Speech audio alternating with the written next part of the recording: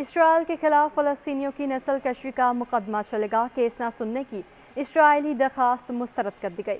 عالمی عدالت انصاف ICJ نے فلسطینیوں کی نسل کشی کیس کے فیصلے میں جنوبی افریقہ کے عائد کردہ الزامات کو درست قرار دیتے ہوئے کیس نہ سننے کی اسرائیلی درخواست مسترد کر دی۔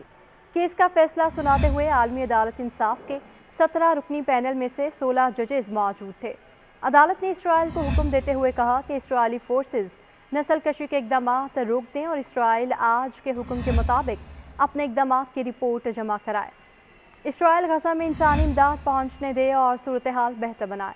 عالمی عدالت انصاف نے اپنے فیصلے میں کہا کہ اسرائیل عدالتی حکم کے مطابق اقدامات کی رپورٹ 1 ماہ میں جمع کرائے۔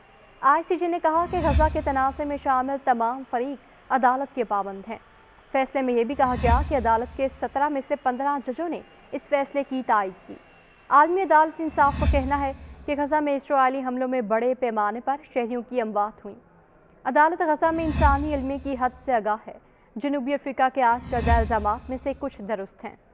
عالمی عدالت نے غزہ نسل کشی کیس معطل کرنے کی اسرائیل کی درخواست کو مسترد کر دیا اور کہا کہ اسرائیل کے خلاف نسل کشی مقدمے میں فیصلہ دینا عدالت کے دائرہ اختیار میں ہے۔ ICJ کا کہنا ہے کہ جنوبی افریقہ کے پاس اسرائیل کے خلاف نسل کشی کیس دائر کرنے کا اختیار ہے۔ اسرائیل کے خلاف نسل کشی کیس کے کافی ثبوت موجود ہیں۔ اسرائیل کے خلاف کچھ الزامات نسل کشی کنونشن کی دفعات میں آتے ہیں۔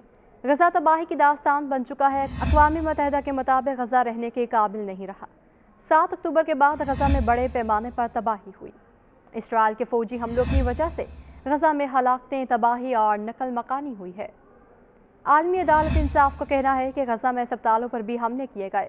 غزہ کے بچے نفسیاتی دباؤ کے شکار ہیں۔ غزہ کی 20 لاکھ سے زائد آبادی نفسیاتی اور جسمانی تکالیف میں مبتلا ہے۔